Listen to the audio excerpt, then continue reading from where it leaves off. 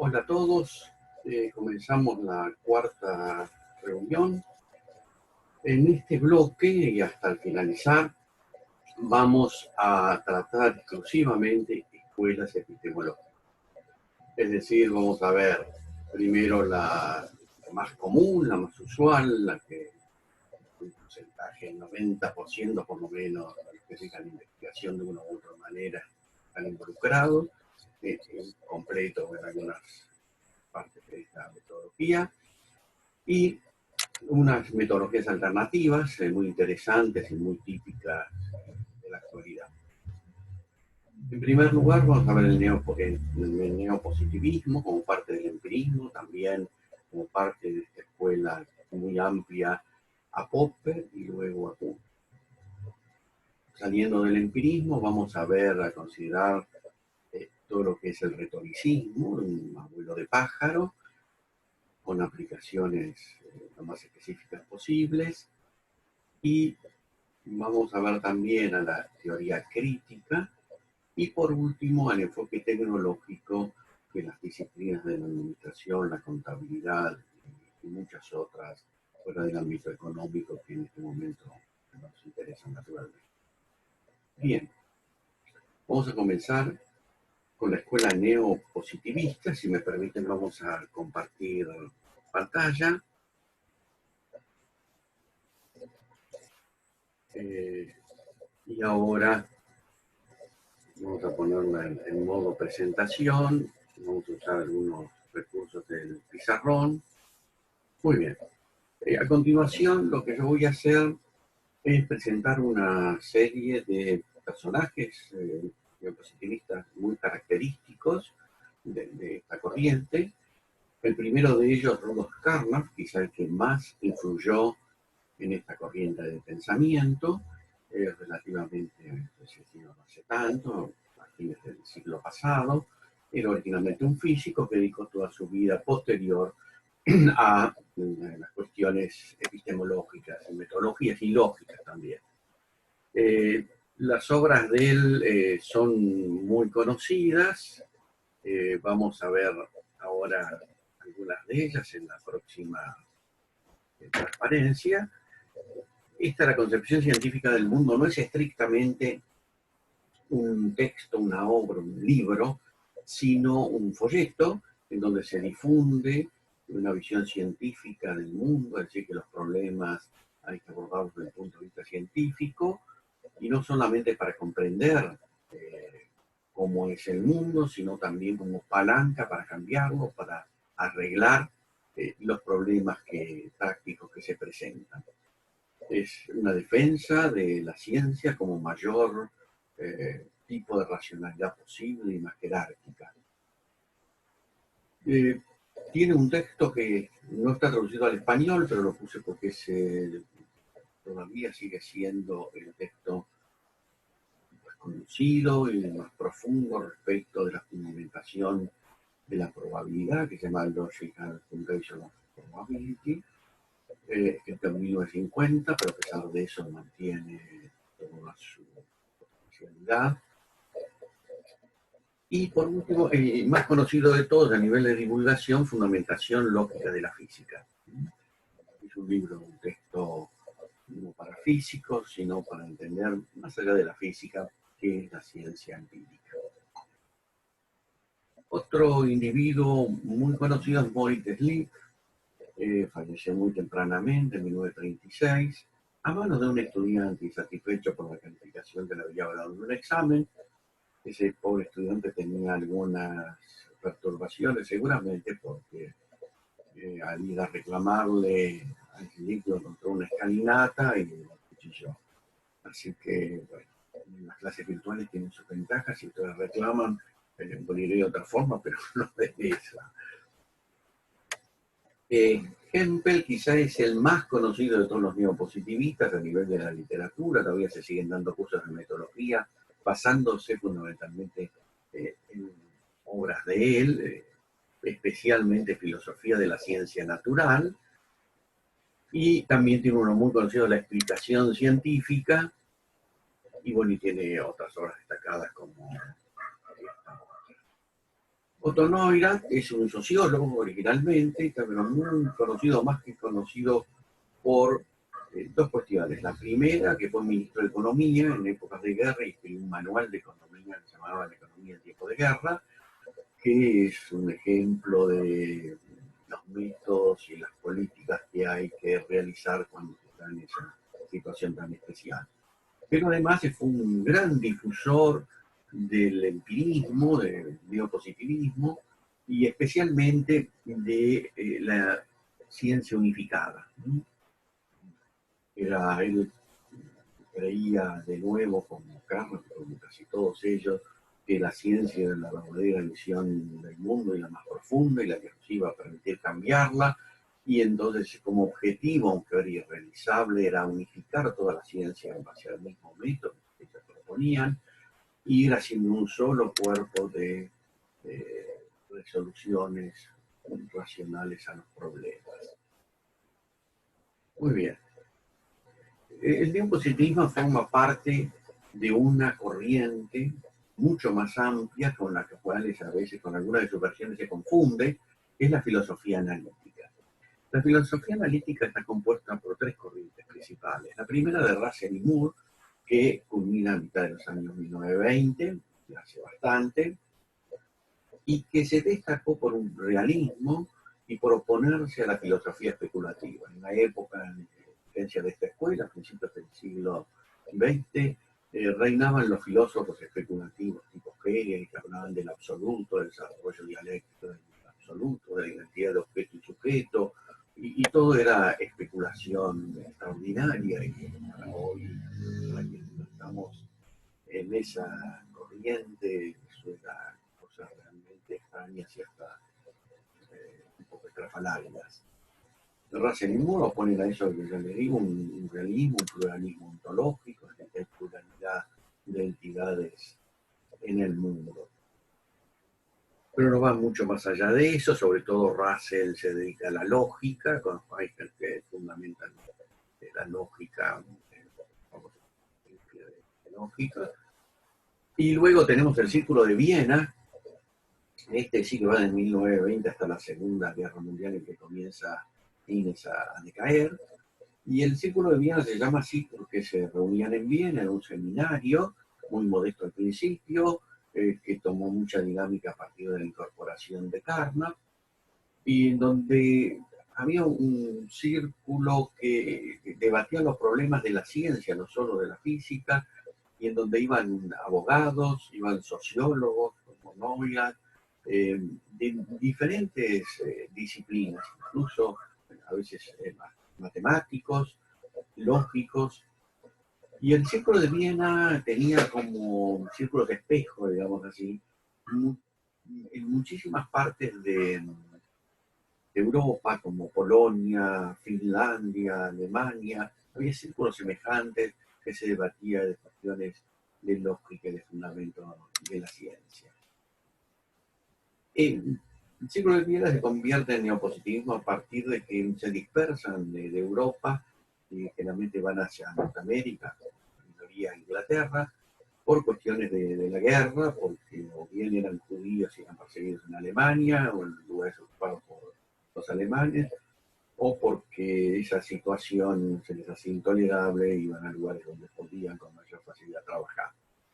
Cuando en esta dispersión, digamos así, sus enemigos, los enemigos intelectuales, los bautizan de neopositivismo. Ese no es una autodenominación, sino que se lo oponen y que se oponían a sus teorías, un poco para desprestigiarlos, como toda batalla de este tipo, porque aludía a un nuevo contismo, ¿no? La Comte, que por supuesto que no tiene nada que ver. El Círculo de Viena y el neopositivismo en general se inspira por supuesto en Comte, pero mucho más profundamente en distintos lógicos, por ejemplo, de Aristóteles hasta Rennes, por ejemplo, o en el método axiomático también en Aristóteles, en Russell, etcétera, etcétera. Es decir, se nutren de muchísimas escuelas, todas aquellas que aportan elementos para analizar el conocimiento científico y sobre una base empírica.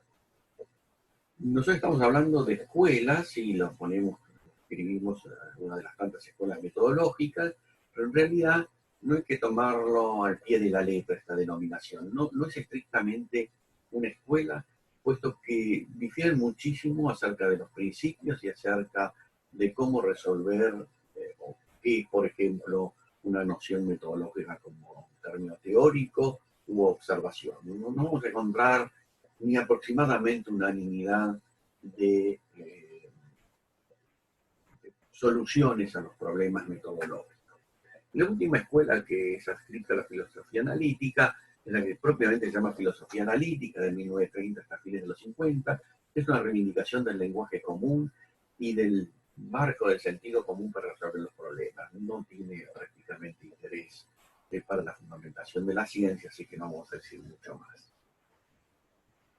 La característica que tiene la filosofía analítica es una serie de características que lo hace que la veamos a estas escuelas como compartiendo un aire de familia. Cuando decimos que alguien tiene un aire de familia, no es porque trata las características de cada uno de los familiares, ni todos tienen una en común, pero hay una superposición de características que va definiendo ese grupo. Algo semejante ocurre acá con la filosofía analítica. Lo que ellos enfatizan en primer lugar, cualquiera de las corrientes señaladas, es en el análisis del lenguaje. Esta es la clave para hacer filosofía analítica y tiene muchísimo relieve en el neopositivismo. Ellos tratan de analizar la ciencia con elementos lingüísticos de la siguiente manera.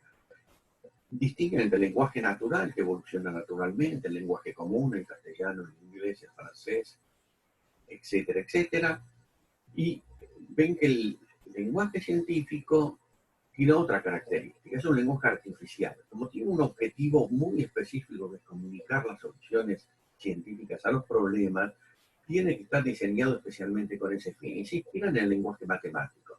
Es tan extremadamente diferente del lenguaje común que hasta tiene sus propios signos para las operaciones, por ejemplo, suma, producto, integral, ¿verdad? Entonces ellos toman esto como inspiración para decir, bueno, en los lenguajes científicos son lenguajes artificiales. Por definición, definimos, proponemos los diferentes niveles de que consta el lenguaje científico. Son lenguajes artificiales. Así se evitan muchos de los problemas que tiene el lenguaje común, que es maravilloso para cumplir múltiples objetivos, pero a costa de ser impreciso, vago, ¿verdad? Ambiguo, etcétera, etcétera. La segunda característica es el rechazo al modo de filosofar tradicional, a la especulación. Los filósofos son personas muy creativas, proponen soluciones realmente provocativas a veces a los problemas, audaces, profundas, pero siempre especulan. Con esto queremos decir que esas soluciones que proponen no están contrastadas por la realidad, no están contrapuestas a la realidad y el veredicto lo da la realidad. Y por eso los problemas en filosofía son eternos y nunca se terminan, siempre hay un nuevo punto de vista y se van sucediendo así, pero no se dirime, la realidad no dirime el alcance de cada uno de ellos. Y como técnica de análisis de los problemas, el análisis.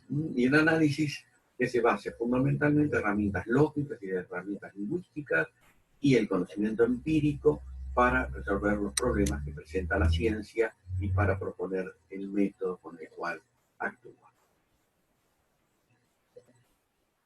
Bien, esto es lo que acabamos de decir. Nosotros vamos a proponer de aquí en adelante para esta escuela y para las subsiguientes, primero ubicarlos históricamente como acabamos de hacer. Pero también el segundo ítem que siempre vamos a analizar es la estructura de las teorías. En tercer lugar, cuál es el método que cada una de estas corrientes o escuelas propone y el criterio de marcación, es decir, un criterio para delimitar lo que es científico de lo que no es científico. Y por último, cuál es el objetivo de la ciencia para cada una de estas escuelas. Ya hicimos el primero y ahora vamos a seguir entonces con el análisis de los subsiguientes. La estructura de una teoría. Bien, permítanme, vamos a recurrir al pizarrón. Se define una teoría científica como un sistema formal interpretado. A ver, ¿qué es un sistema formal? Habíamos aludido a que el lenguaje era artificial y entonces tenemos que definir cada uno de los niveles que tiene un lenguaje. Para comenzar, un signo puede ser analizado, recuerden ustedes, desde el punto de vista sintáctico, es decir, las relaciones que un signo tiene con los otros, pero sin importar lo que significa. Es decir, a nivel sintáctico se establecen los patrones que van a transmitir información, que pueden ser interpretados luego. Así, por ejemplo, en español, el artículo coordina el género y número con un sustantivo. Yo tengo que decir el pizarrón, pero está prohibido, no puedo transmitir, no es correcto, digamos, decir la pizarrón o las pizarrón.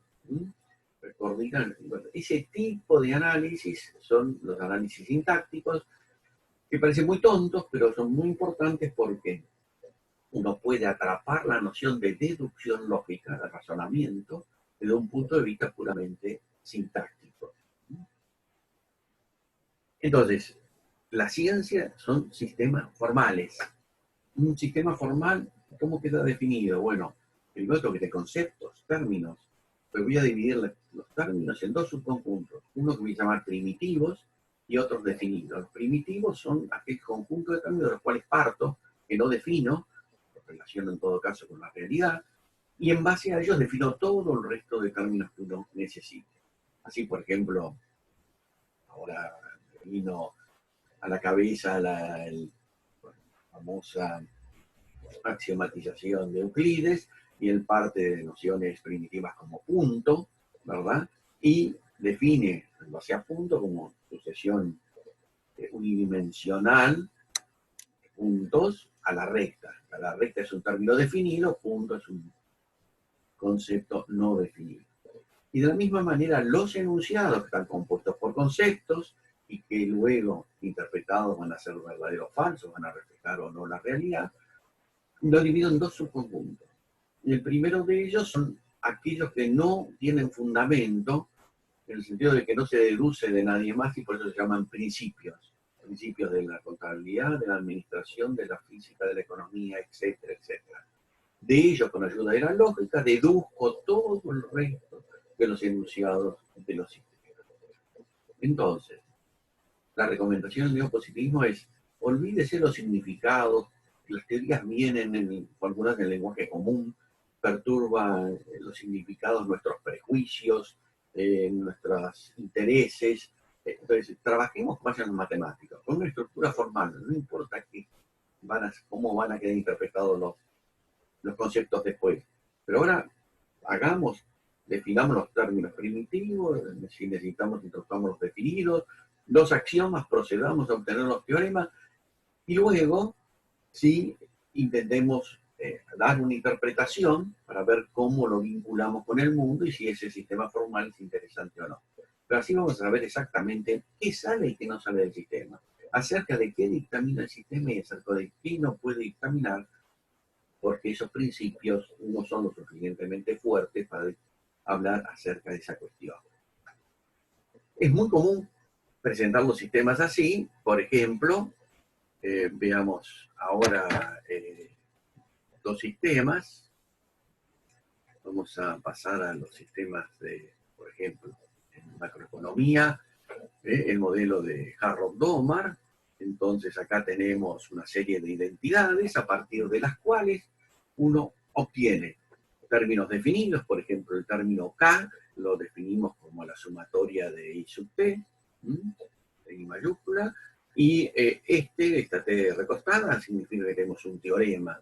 Esta C es igual a el valor de IT sub T menos una función que aplicamos a la variable rezagada I, ¿no? A T menos 1.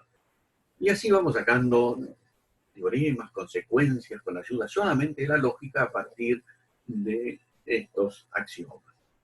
Otra teoría que ustedes seguramente conocen mucho, ahorita vamos a borrar el pizarrón, Primero es esta otra, ¿no? Donde este primer axioma dice que hay un conjunto K y un conjunto de subconjuntos de K que vamos a llamar F, en donde en F están esos subconjuntos de K y las operaciones algebraicas, de lógica algebraica que hacemos con intersección de los subconjuntos, del complemento de un conjunto dado o de su unión. Es una álgebra de conjuntos, muy elemental.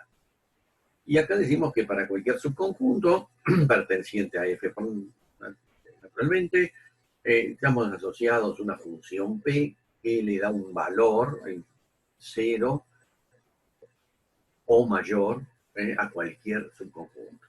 Al conjunto total K le da el valor 1, y entonces va a ir entre 0 y 1 los valores que otorga P, y a la intersección de dos subconjuntos. Si la intersección es vacía, el número asignado a la unión de los dos es igual a la suma de los valores de cada uno. Y obtenemos teoremas que cualquier subclase, entonces su valor va a ser menor o igual a 1 o mayor o igual a 0. La clase vacía tiene el valor 0 y podemos seguir generando teorías. Ahora, ¿para qué queremos la teoría? Ustedes ya sospecharon. Esta teoría nos tiene un vínculo muy interesante con la realidad, porque cuando interpretamos los términos primitivos, K, F y P, viene interpretada como teoría de la probabilidad. Así lo que nos dice esto, que el P de K, el espacio de probabilidad, tiene valor igual a 1, la clase vacía tiene valor igual a 0, que cualquier clase tiene mayor valor igual o mayor a 0, etcétera, etcétera, ¿no? Y quedan interpretados los teoremas y los axiomas. Esa interpretación, si vuelve a los axiomas verdaderos, se dice que es un modelo, en el sentido que es un conjunto de verdades que refleja la realidad. Los teoremas tienen que ser verdaderos y los axiomas no son, porque son obtenidos con ayuda de la lógica, y la lógica es un conducto de verdades. Si las premisas son verdaderas y razono correctamente, los teoremas, o sea, las consecuencias también tienen que ser. El anterior sistema que nosotros habíamos visto, de Harrod-Domar, acá I es ingresos, y latina es inversión, consumo, y bueno, ahorro ese minúscula propensión al ahorro, y eso acelerado. Entonces, tan conocido que no vale la pena seguir trabajando con él, pero digamos, tengo el sistema formal, y si doy un diccionario donde los términos primitivos los vinculo con un concepto, con alguna parte de la realidad, algún fenómeno o vínculo, entonces vamos a tener este sistema interpretado con un modelo si se vuelven los axiomas verdaderos. Entonces, esto es lo que quiere decir una teoría. Es un sistema formal interpretado. Luego vamos a agregar una palabrita que es parcialmente por algunas razones que vamos a ver.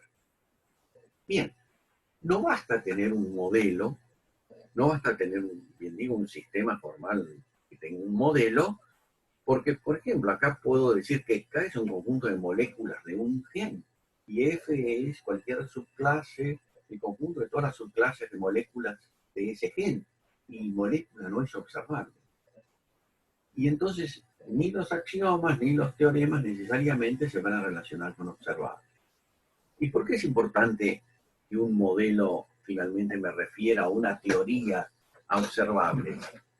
Bueno, para un empirista, el conocimiento más sólido que uno puede tener, realmente consistente, es el conocimiento observacional, el que me garantiza la percepción. Esa es la roca dura sobre la cual construyo las teorías. El resto, que forma parte de las teorías, las hipótesis pueden caerse, porque las hipótesis van más allá de lo observable. Entonces, pueden derrumbarse, pero que no se derrumba son las observaciones, si están bien realizadas. Lo que me tiene que garantizar una teoría es que esté relacionada con observables.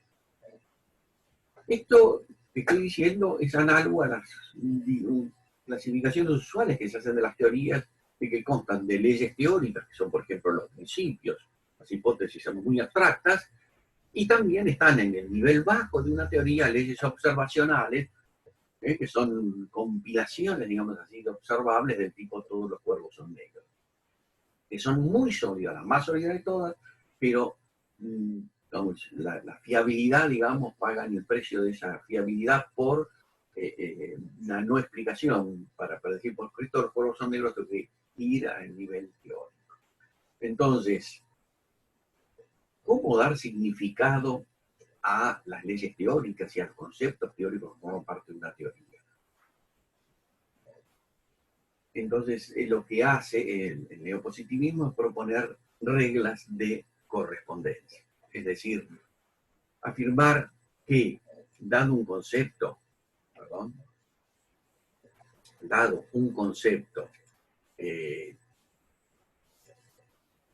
cualquiera, valor contable, átomo, objetivo organizacional, preferencia de un individuo, que no lo podemos observar, vamos a manipularlos lógicamente en los enunciados de los cuales forman parte estos conceptos hasta llegar a observables.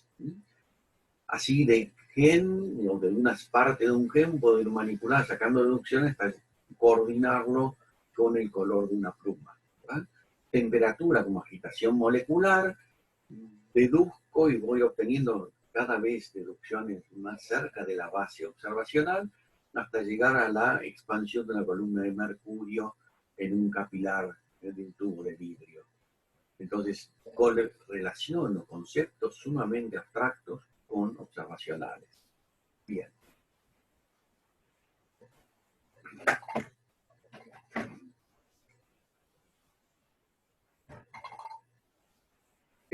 Tenemos ahora interpretación de los enunciados que nunca son completos cuando esa interpretación es un concepto teórico. Bueno, por ejemplo, uno puede seguir agregando reglas de correspondencia para dar significado a esa interpretación.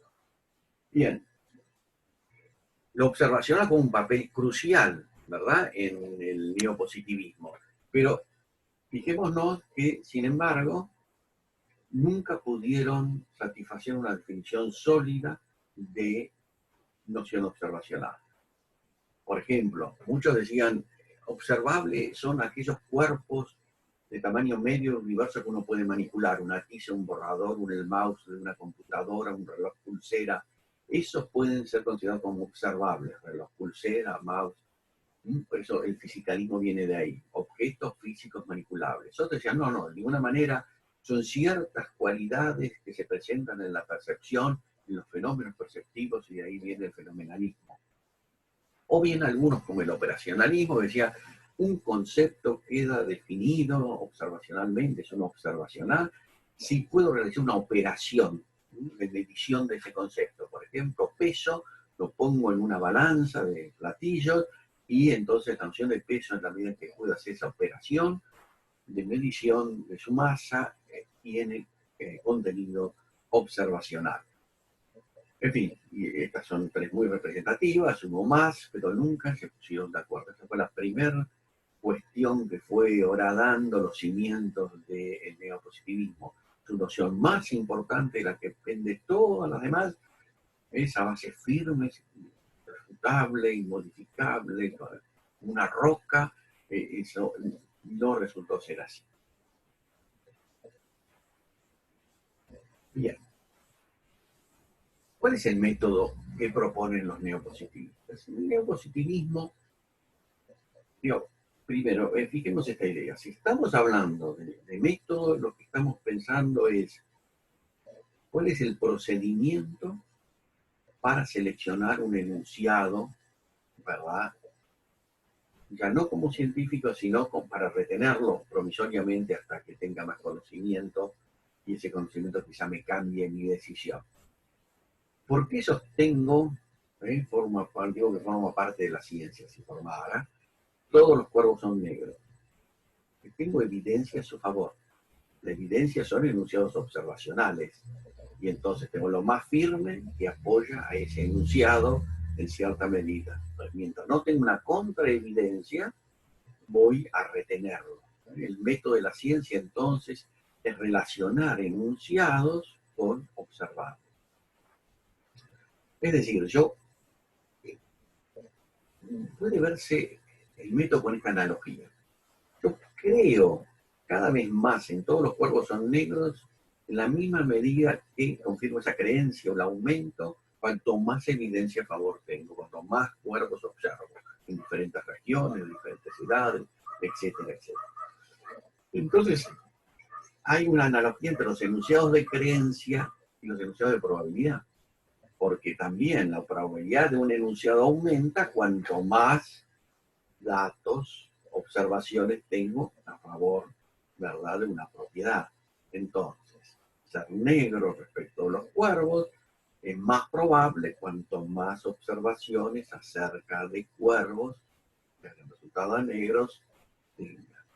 Entonces, finalmente, la cuestión del método se resuelve por la probabilidad, por la función, como suelen llamar los neopositivistas, de confirmación, el grado de confirmación de probabilidad que tiene un enunciado dado. Ahora bien, toda probabilidad es inductiva, es decir, la verdad de las premisas, las observaciones de muchos cuervos negros no garantizan que todos los cuervos sean negros. Puede aparecer el no negro, ¿verdad? Y derrumba esta generalización estricta, o si fuera en términos probabilísticos, baja su probabilidad. Entonces viene la cuestión de la interpretación de los razonamientos inductivos, en particular aquellos que tienen forma probabilística. El primer tipo de justificación que hubo fue muy interesante, es la que llamamos deductivista, porque a un razonamiento inductivo le agregaban una premisa deductiva y lo volvían un razonamiento deductivo. Hay muchos principios, no tiene sentido acá, no tiene vigencia actualmente esa escuela porque remediaba un problema con otro problema mayor, que era el valor de esas premisas. ¿Cómo garantizaba, verdad, que un enunciado que volvía deductivo, una inducción, era cierto? Inductivamente no podía ser porque estaba probando la inducción. El Dios no nos habla muy seguido, así que era más sospechoso que aquello que quería remediar. La inducción como un pseudo problema, esto es decir, bueno, mire, el lenguaje común y los científicos en su práctica creen en mayor o menor medida los enunciados, dejémonos de embromar, esto no tiene sentido, es un pseudo problema, sigamos, justificación no quiere decir justificación deductiva, en definitiva, ¿no? Esa es la posición de estas personas.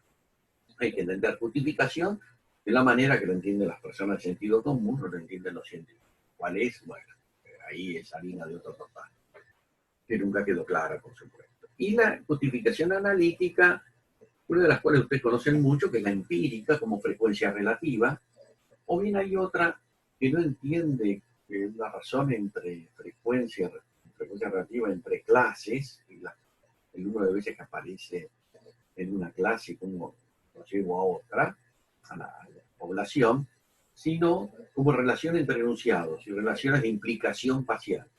Hay implicación de las premisas hacia la conclusión, otra probabilidad una, implicación de las premisas hacia la negación de la conclusión, que sería cero, y en intermedio entre ese 1 y 0 hay infinitas implicaciones parciales diferentes. Intentar hacer un cálculo de ese tipo de implicaciones parciales es justamente Carnap fue quien propuso, o por lo menos la detalló, no es la primera propuesta de interpretar así la probabilidad, pero fue uno de los más sólidos proponentes de esa postura. Bueno, pero en definitiva, tanto la frecuencia relativa como la probabilidad lógica tienen problemas. El problema de la probabilidad de la frecuencia relativa es cómo estabilizarla, porque puedo oscilar mucho en tramos finitos y generalmente uno dice paso al infinito, al límite, y esa es la estimación de la probabilidad. Nadie me puede asegurar que una serie de observaciones finitas sea convergente, ¿no? Nadie asegura que una serie de ese tipo siempre es convergente, porque para poder estimar la probabilidad como paso al límite tiene que ser una serie convergente. nadie podría ser divergente en hacer. Es uno de los tantos problemas que tiene la probabilidad vista empíricamente interpretada. Fíjese que lo que se está discutiendo acá, la lógica empírica, no es el cálculo de probabilidad, sino la interpretación de la probabilidad, que es una cosa muy diferente. Bueno, como el problema de la observación, el problema del método nunca estuvo solucionado. Veamos ahora el problema de la demarcación. Perdón. Vamos a ir a la que nos interesa. El método de la ciencia.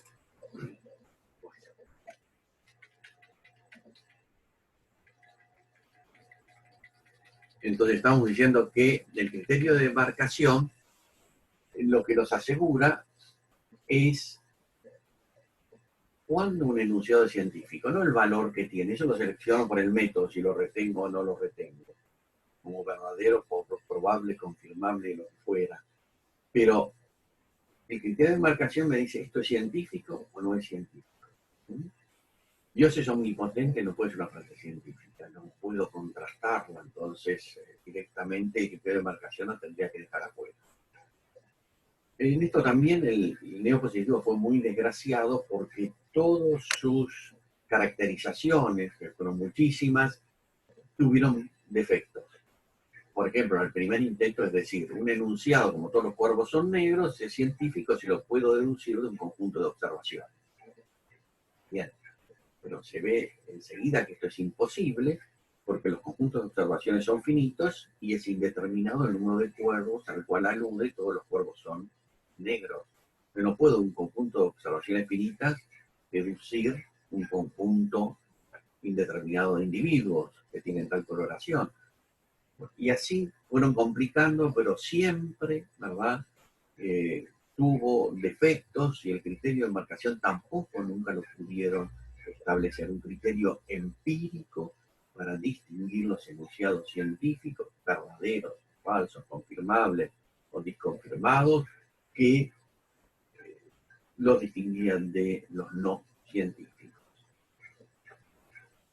Generalmente el criterio de marcación se llama verificabilidad, el nombre favorito para denominar a los enunciados que con el criterio de marcación quedaban como científicos, era que eran enunciados verificables. Tuvo muchísimas versiones la verificabilidad, pero con todos los problemas que recién decíamos. Bien, y por último, nos queda una, bueno, no nos queda más, pero sí habíamos prometido hablar del criterio, ¿verdad?, de la ciencia, del objetivo de la ciencia, y en el neopositivismo es un objetivo muy estrecho, es acumular observaciones. ¿Por qué? Porque es lo único sólido que tiene. Todo el conocimiento se puede caer, pero lo que no se puede caer es aquello que fundamenta todo lo demás, porque es la ventanita que uno tiene hacia el mundo, la mente espejo, es un espejo muy chiquitito que lo que refleja es lo que me da la observación. Entonces ya sabemos que eso es muy cuestionable, que con esos experimentos de percepción que presentamos en reuniones anteriores, el sujeto recibe estímulos, pero los estructura de una u otra manera, y entonces ese mito de que hay una observación inmutable a través del tiempo, sólida, etcétera, etcétera, no existe. Y ese objetivo de la ciencia, como posible, también se derrumba al carecer de sentido la noción misma de observación inmutable, universal, permanente, sólida, etc. Muchas gracias. La próxima reunión va a ser alrededor de